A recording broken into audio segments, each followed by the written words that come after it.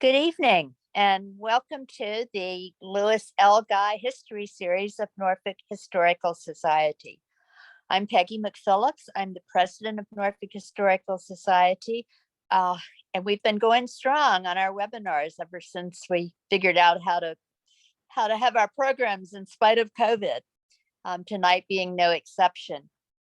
I'd like to take you all back in time 80 years ago. Just hop in your time machine or close your eyes and go back 80 years ago tonight to June 8th, 1942.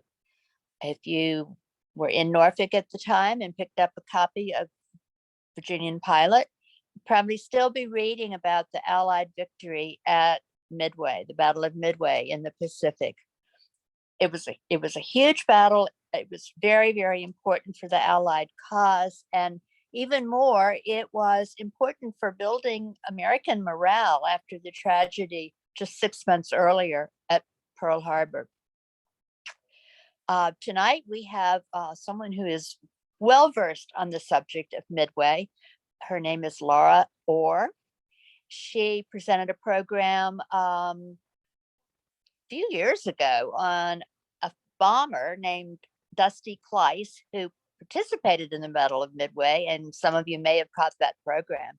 She's back tonight to tell us more about the battle. Hi, Laura.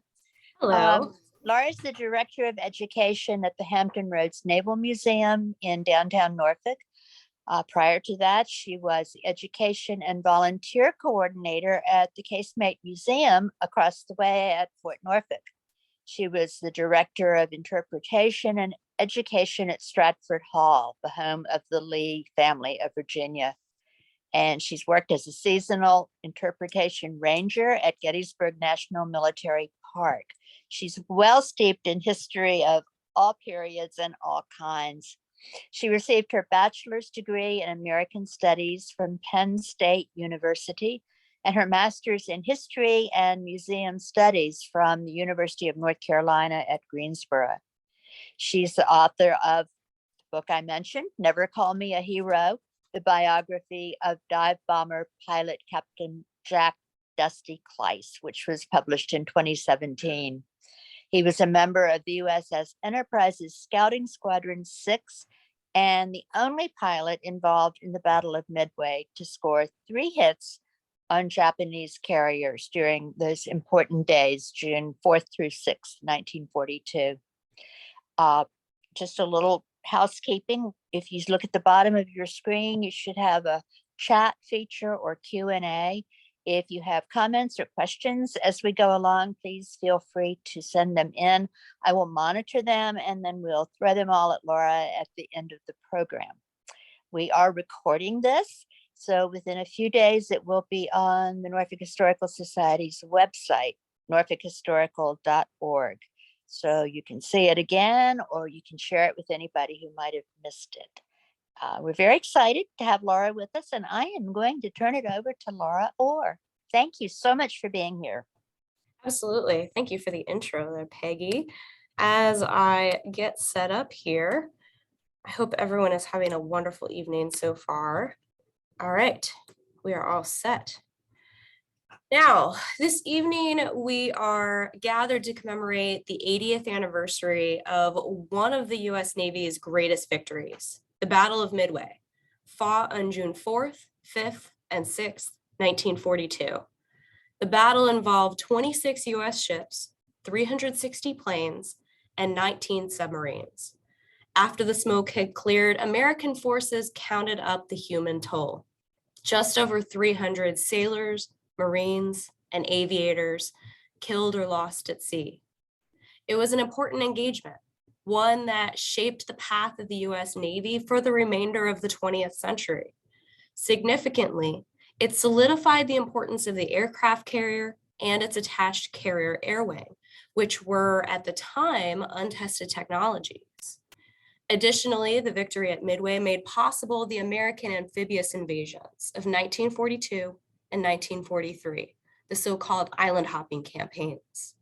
With the Japanese Navy reeling from the defeat, the US Army and Marine Corps took possession of enemy territory without fear of heavy reprisal from the Japanese carrier fleet. In essence, although Midway did not make American victory inevitable, it did set the stage for the westward American offensives, culminating in the unconditional surrender of Japan in 1945. Tonight, what I'd like to do is talk about the American naval experience during the battle, telling the story through the eyes of those who experienced it firsthand. My goal tonight is to memorialize the battle. That is, to tell you about the men who came before us, to talk about the decisions that they rendered in June of 1942, the emotions that they felt, and the sacrifices that they made. I think it's well enough to say that the Navy has sustained a legacy of service, glory, and honor, but we can't give those words true meaning in our modern times unless we reflect on what those words meant for previous generations of sailors. So let us pause tonight to consider the ways they risked it all to win the battle, the ways the sailors and aviators pushed themselves to get the job done, and the sobering losses suffered by the squadrons, the crews, and the families who lost loved ones during those 3 fateful days. On those men rested the fate of the Pacific War.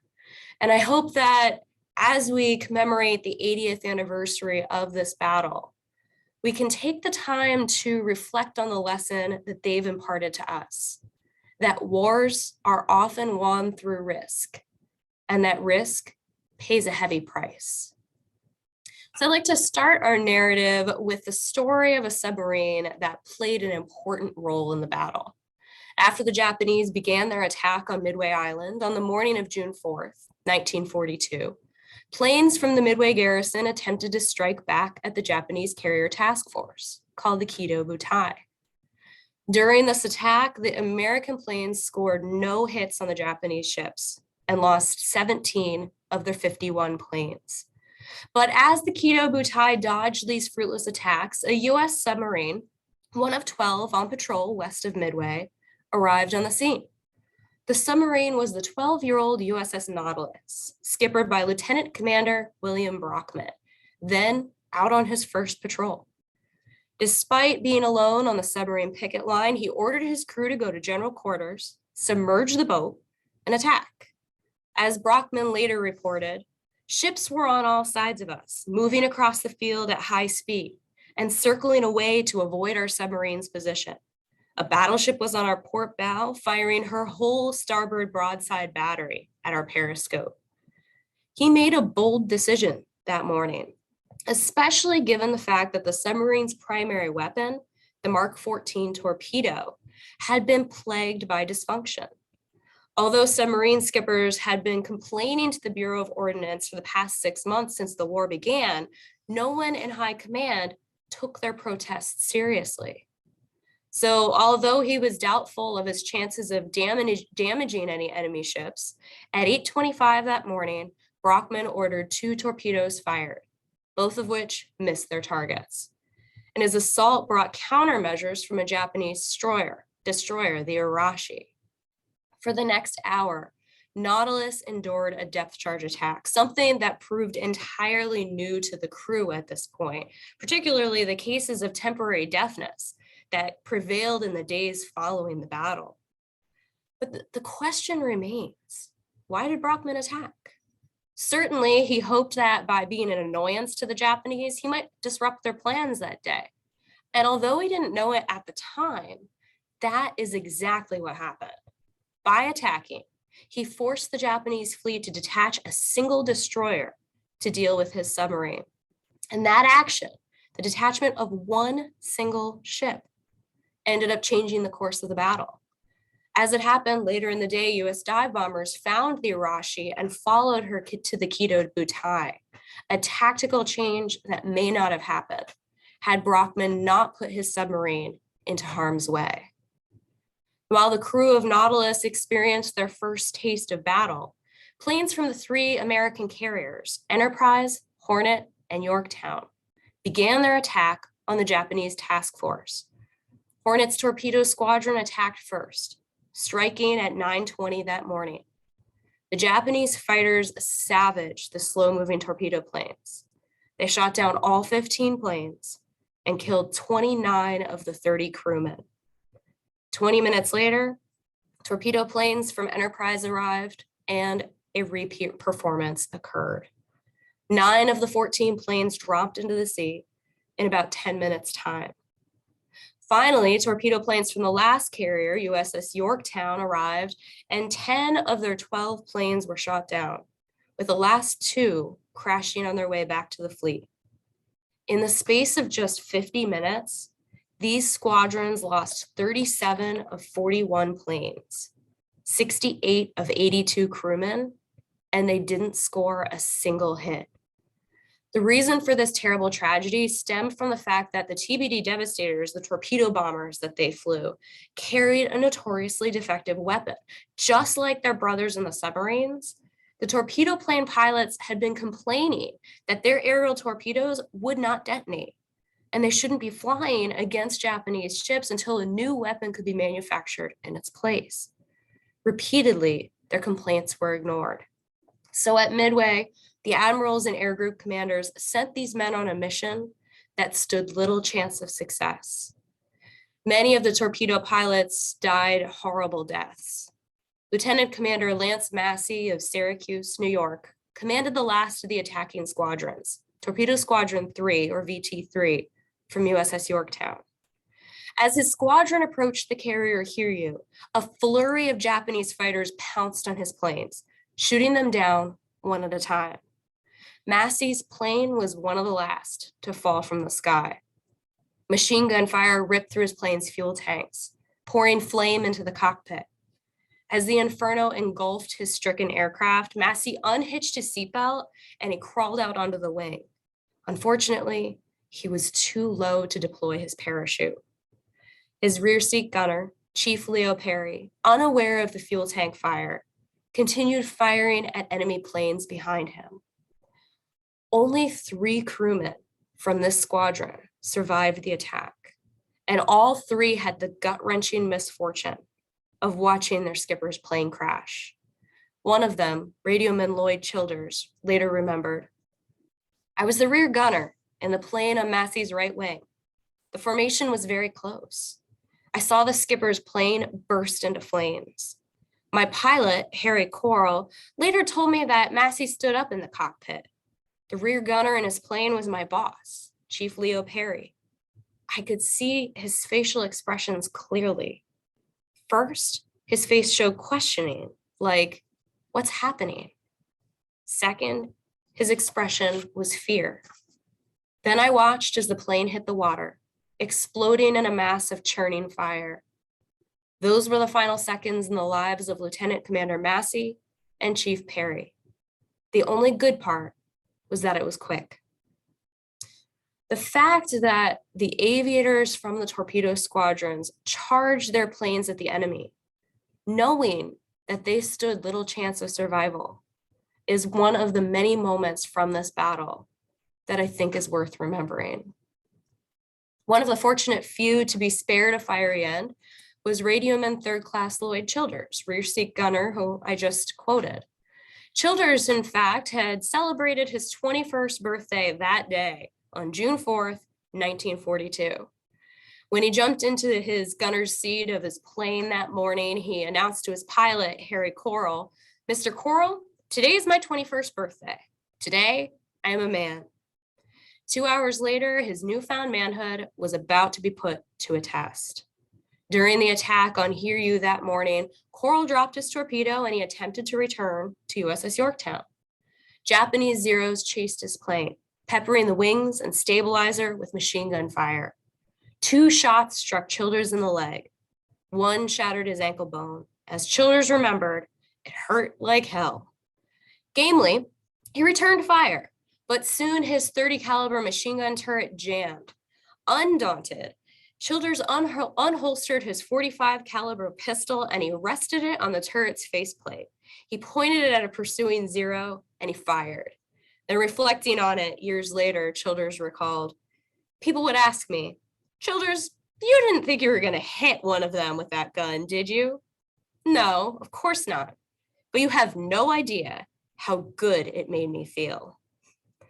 When Childers' bullet-riddled plane reached Yorktown hours later, pilot Harry Corral found he couldn't land on the deck. By that point in the day, battle damage prevented it. The lone torpedo bomber circled the ship with Corral unsure of what to do. Down below, Seaman Wayne Childers, Lloyd's brother, recognized the markings on the plane, and he knew his brother had returned. So running across the flight deck, he waved frantically, hoping that Lloyd would respond. But too weak from the loss of blood, Childers could barely lift his arm. His pilot informed him they'd have to ditch their plane and swim for it, a prospect that did not appeal to the wounded gunner. In the end, the plane splashed into the water, and the two aviators boarded a life raft to await rescue. Their squadron had lost 21 of 24 men. They were two of only 3 survivors. Lloyd Childers was informed of the demise of his squadron by his brother, reminiscing, "I was in the Naval Hospital in Pearl Harbor when my brother walked in. After our greeting, I asked him how many of our guys got picked up at sea. Wayne just shook his head. I said incredulously, 'No one else?' He said, 'No one else. You were the only surviving gunner.' I laughed and I cried. It was hard to believe." While the torpedo squadrons were sacrificing themselves and keeping the Japanese fighter planes busy, the dive bomber squadrons found the Kido Butai and began their attack. Scouting Squadron 6 from USS Enterprise followed the destroyer Arashi to the Kido Butai, that destroyer that had been left behind that morning to depth charge the Nautilus. The dive bomber pilots had been in the air for more than 3 hours at this point, and they were low on fuel. But they found the Japanese ships, and they began their bombing runs. Now, from start to finish, the process of dive bombing was a death-defying ride of terror. It's basically like a game of chicken that a pilot is playing with the ocean itself. The American dive bombers possessed an excellent assortment of skilled pilots, and one of them was Lieutenant J.G. Dusty Cleese, a 26-year-old Naval Academy graduate from the Kansas Prairie. As Cleese explained about dive bombing, an amusement park ride by comparison was strictly a visit to Dolesville. At 20,000 feet up, an enemy vessel appears about the size of a ladybug on the tip of a shoe. So when Cleese dived, he took careful aim. He pointed his plane for a spot on the ocean where he expected to see his target, the Japanese carrier Kaga. He kept one eye on his bomb scope, sighting his target, but this grew difficult as the sudden rise in temperature fogged up his bomb sight. Meanwhile, his other eye is watching the altimeter, which is spinning like a top. Cleese had to release his bombs between 1,500 and 1,000 feet, the bare minimum to stay above the exploding bomb fragments. As Kaga came into his sights, Cleese jerked the bomb release lever on the left side of his cockpit. The plane gave a jolt as the bombs came loose. Then he pulled back sharply on his stick, incurring about 8 G's worth of stress, which if the pilot and everything he's wearing weigh about 200 pounds, that means he's pushing back on the seat with a force of 1,600 pounds. His plane came so close to hitting the ocean that seawater splashed into the cockpit. Behind him, his bombs wreaked havoc on the Japanese carrier. His explosives slammed into Kaga's forward elevator, and they pierced the upper hangar, shredding planes and personnel. At 10:35, his plane had reached a distance about 5 miles from the carnage, and Cleese decided to look back. He remembered, "I saw 3 carriers and huge bonfires. They were all like flaming Kansas straw stacks that were on fire." Kaga, the carrier he had mortally wounded, later sank along with over 800 of her crew. Altogether, 48 dive bombers went into the fray that morning, and they savaged 3 carriers. But they paid a high price for their heroics. 37% never returned, running out of fuel before reaching their fleet. This was a 5-minute attack. During those 5 minutes, the American dive bombers sank 3 of the 4 Japanese carriers, but one of them, the Hiryu, was still out there and incredibly dangerous. During the early afternoon hours, Hiryu sent 2 airstrikes after USS Yorktown, eventually damaging the carrier enough that the crew abandoned ship on the afternoon of June 4th. Dan Caseberg was a yeoman on USS Yorktown, and he remembered the scene on the flight deck after Hiryu's planes attacked. He said, "Fire hoses were in shreds. Shrapnel had scattered all over. How the bombs missed me, I'll never know." One thing I do remember quite vividly was having a very one-sided conversation with the man in the sky. Lucky, lucky me. Very little has ever worried me since then. 2 hours later, the second attack on Yorktown occurred, and Caseberg was inside the ship at the time.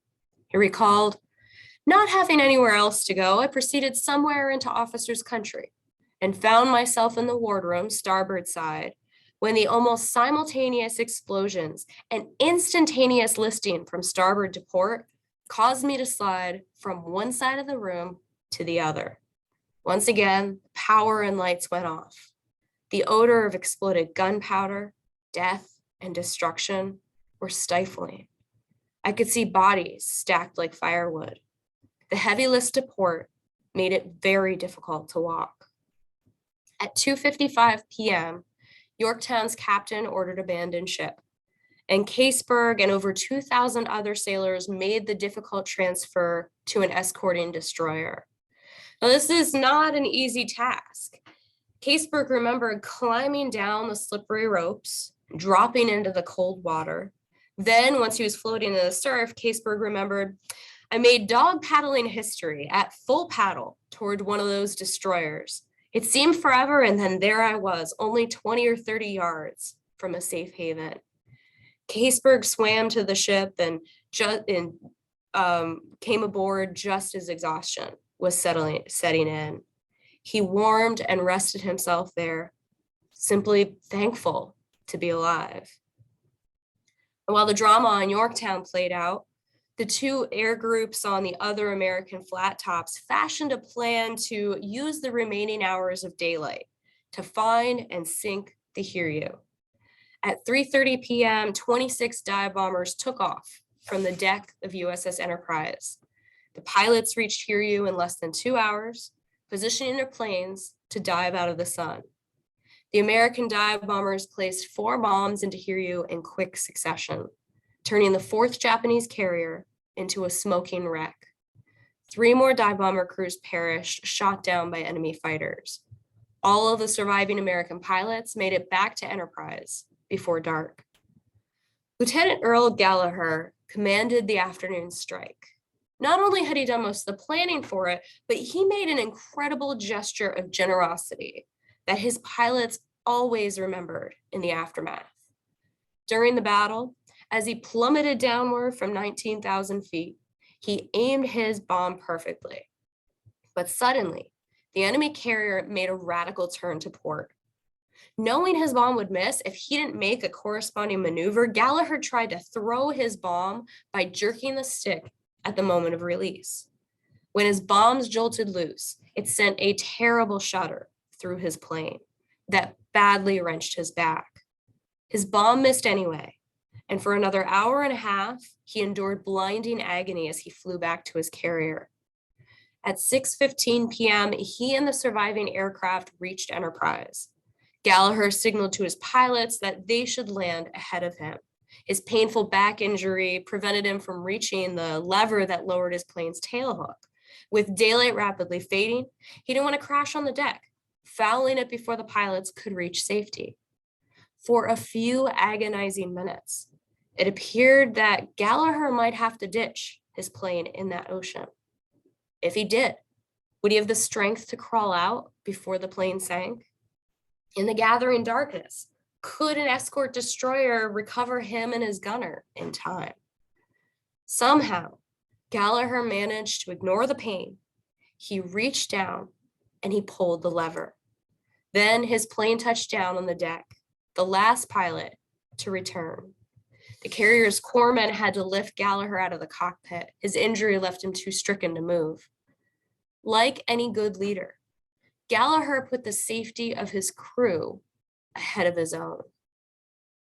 Over the next 2 days, Enterprise and Hornet launched a half dozen other air operations, one of which ended with the sinking of a Japanese cruiser, the Mikuma.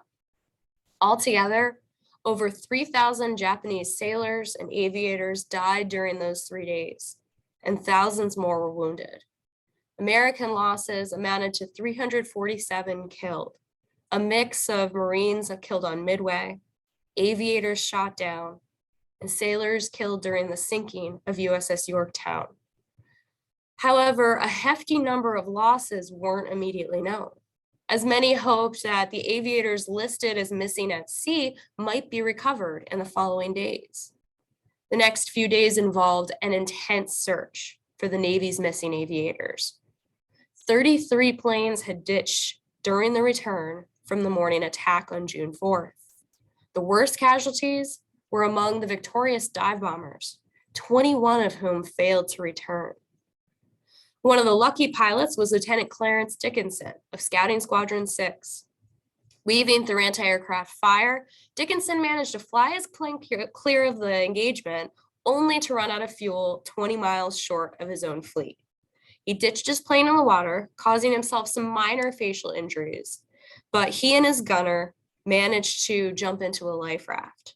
A destroyer, USS Phelps, quickly found the two men, and for the remainder of the battle, they sat in the captain's quarters, awaiting a transfer back to their carrier, Enterprise.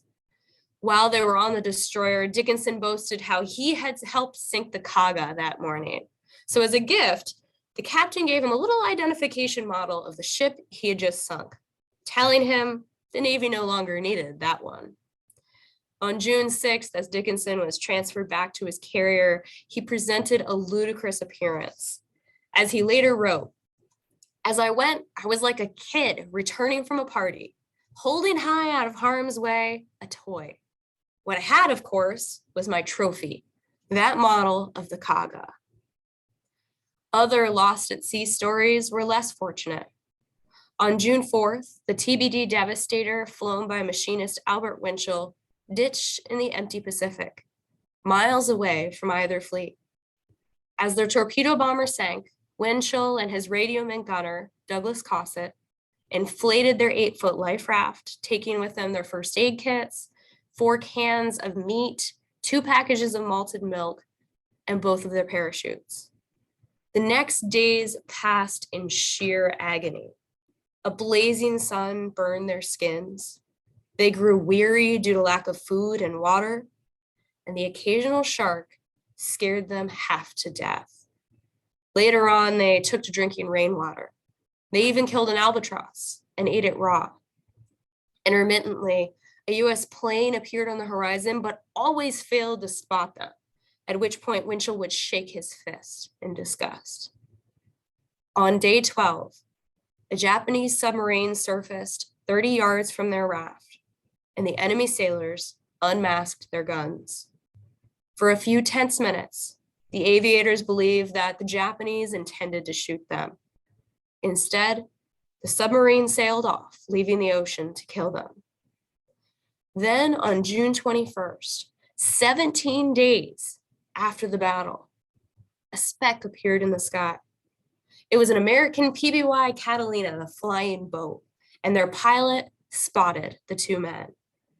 They landed right next to the life raft, rescuing the two men and taking them back to Midway Island, which at that point was 360 miles away from where they were. Somehow, these two men had survived the sheer hell of being alone in the Pacific. They were the last 2 aviators rescued after the Battle of Midway. But Cossett and Winchell were lucky. 22 aviators who ditched at sea were never seen again. Easily the most controversial of the American deaths were the 3 naval aviators captured, interrogated, and executed by Japanese sailors on 2 destroyers. The day after the battle, sailors on the Urashi interrogated Ensign Wesley Osmus, a pilot from Torpedo Squadron 3. Then They partially decapitated him with a fire axe and heaved his body over the fantail. Then on June 15th, sailors on the Maki Gumo interrogated aviation machinist mate first class Bruno Guido and his pilot, Ensign Franco Flaherty, both from Scouting Squadron 6. They tied weights to their feet and they tossed the men overboard. According to Japanese records, the one thing they noted as they sent these young men to the briny depths of the Pacific was the bravery they displayed as they prepared to meet their maker. Even as their darkest hour came upon them, O'Flaherty and Guido found inner strength in exiting this world side by side. For the American pilots in particular, it was a tough victory to stomach. Although they realized what an incredible triumph they had achieved, the loss of their friends made it bittersweet. One of those who took the battle's cost terribly hard was Lieutenant Earl Gallagher, commanding officer of Scouting 6. After the battle, Gallagher counted the loss of 12 pilots and gunners, about a third of his squadron. In particular, Gallagher mourned the loss of flight officer Lieutenant Charles Ware. He had never returned from the morning mission. No one ever found a trace of Ware or his gunner, and Gallagher presumed that they had to ditch at sea. When he returned to the States, Gallagher sent about writing to the families of the missing men. As he remembered 50 years later in 1992, it was very difficult for me to write letters to the families of those people who were lost. That is a hard thing to do. It was so difficult to write and tell them their son was lost in a battle. It was the one thing I hated more than anything else. When I went down to Pensacola later, one lady came to see me. She was Charlie Ware's girlfriend. Even all these years later, she still wouldn't believe it. She still didn't believe that he was gone. It was awfully hard to talk to people like that. Gallagher knew firsthand what risks and sacrifices it took to win this battle. And like many survivors, he made sure people remembered. When historian Walter Lord commenced his Midway research project in the 1960s, Gallagher eagerly participated, sending Lord all of the material he had accumulated about his squadron's participation, because he wanted the first historian to write about the battle, to get it right. In many ways, Lord understood the theme that the veterans conveyed to him, that everyone's role in the battle, no matter how small, offered a key piece in the total victory. Today, the memorial to the Battle of Midway on Midway Island and also at the Naval Academy fittingly contains a quote by Lord that I think is worth considering. He wrote, "They had no right to win, yet they did. And in doing so, they changed the course of a war. More than that, they added a new name, Midway, to that small list that inspires men by example. Like Marathon, the Armada, the Marne, even against the greatest odds, there is something in the human spirit, a magic blend of skill, faith, and valor that can lift men from certain defeat to incredible victory." Indeed, that's what we should do as we commemorate this anniversary. We must remember the risks, the suffering, and the sacrifices made by the US sailors who fought the Battle of Midway. Whether they stood at the top of the command chain or performed ordinary duties, like Yeoman Dan Caseberg, we should remember them. Whether they burned alive, like Lieutenant Commander Lance Massey, or were lost at sea for 17 days like Airman Winchell and Cosset, we should remember them.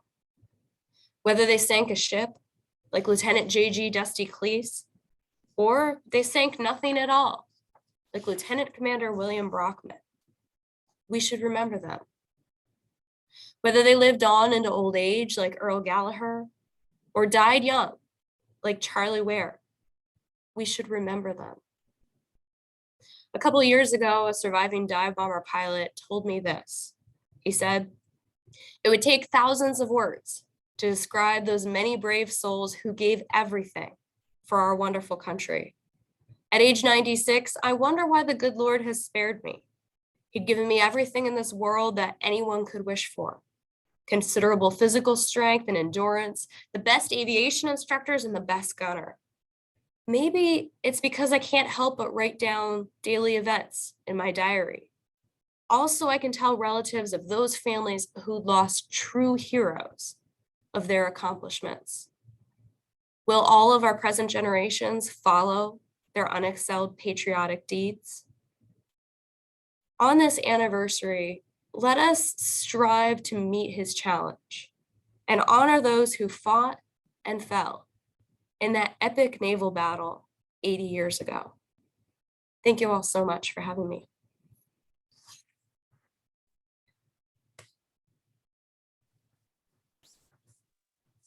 Laura, thank you so much. That was a powerful presentation. You are a great storyteller.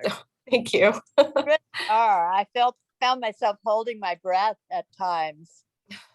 That was, and I have read about the Battle of Midway and how important it was, and this really brings it home. Now I understand a lot more, and I'm sure that our audience did too. We don't have any questions from anybody so far. I answered everybody's questions as I was speaking. Answered everybody's questions as they came along. I was struck by how young so many of those men were. Absolutely. They were all late teens, early 20s, mid 20s at the oldest. Yeah. Yeah. And they probably had no idea as they were in the middle of the battle how important it was. They just followed their, right? Oh, absolutely. I mean, they knew how important it was to them, but they didn't know how important it would be to the Pacific War at that point. Yeah. And I think it probably did have a lot of benefit to America's morale. I have to think that. Definitely. It was the first major victory of the Pacific War. There were small things before, but they didn't get much press, and nothing that equaled, sinking 4 carriers. So this 6 months after Pearl Harbor, everyone's morale is pretty low, and they want to be able to say that it is going to be possible to beat the Japanese. And Midway is the first inkling that this can be done. So it really means a lot, not just to morale for those serving in the military, but also for the American public as well. Sure. And I've read that it's still considered one of the most important battles in naval history. It is. Yeah. It's something that that sailors commemorate every year.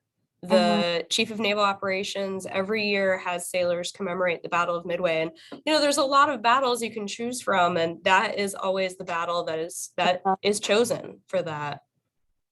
A real turning point. Well, thank you so much. I see a question. Hold on. Okay. Did the Navy ever receive effective torpedoes for the planes and submarines? Easy answer for the submarines is yes. For the planes, sort of. They did a whole bunch of tests on the torpedoes for the planes and eventually got them so that they knew how they had to fly in order to make the torpedoes work. Now, later on in the war, late in the war, they had other torpedo planes that took over, and their torpedoes did work better. But it took the US several years to really figure out how to get those torpedo planes working and how to make those torpedoes successful. So early on, part of the reason that the torpedo planes actually fly at Midway is because some of the pilots who fought at the Battle of the Coral Sea thought that they got hits on Japanese ships, and that's what they told their superiors. So they reported torpedo planes got hits at the Battle of the Coral Sea. So that's why many of the Navy brass did not understand that the torpedoes didn't actually work. They were misled to believe that they did. So that's one of the main reasons that the torpedo planes fly at the Battle of Midway. And, eventually they are fixed, but it does take a lot of time, a lot of testing to figure out exactly how that needs to be done. It must have been an awful feeling if you were one of those pilots and your Yeah. purpose is not working right. Yeah. I know in Never Call Me a Hero, the book about Dusty Cleese, we when we interviewed him, we had a long conversation about a close friend of his, Tom Eversole, who was a torpedo plane pilot. And he recounted his last meeting with Tom to us. And it's heartbreaking because they know there's very little likelihood Tom is going to make it back that day. I think Dusty really understates it when he says, I think my eyes must have been a little bit misty, is I think what he says. Ah, And of course, looking back on that now, it's the last time he sees his friend Tom because his friend does not return after the Battle of Midway. So, wow. yeah. Well, thank you so much. I'm going to let us know when you have another topic. We would love to have you back. You're a terrific presenter. Oh, thank you. I'd love to come back. So Oh, thanks so much for having me. absolutely. Thank you. All And I right. tell you all, here I am back. Next month, July 13th, our program will go a little bit farther back in time. Our presenter will be military historian Charles Knight, who will bring us a program on Billy Mahone. He was very, very short in stature, but big in legend. He was a Petersburg native. He was a railroad entrepreneur. Started the AM&O Railroad. Um, he was a Confederate general and later a Virginia senator. And he's buried in Petersburg. So we will hear about him on July 13th. And again, thank you all for joining. Please don't forget to check our YouTube channel on our website in a couple of days, and you can watch Laura's program all over again. Thank you so much. Thank you. Have a good night. Good night.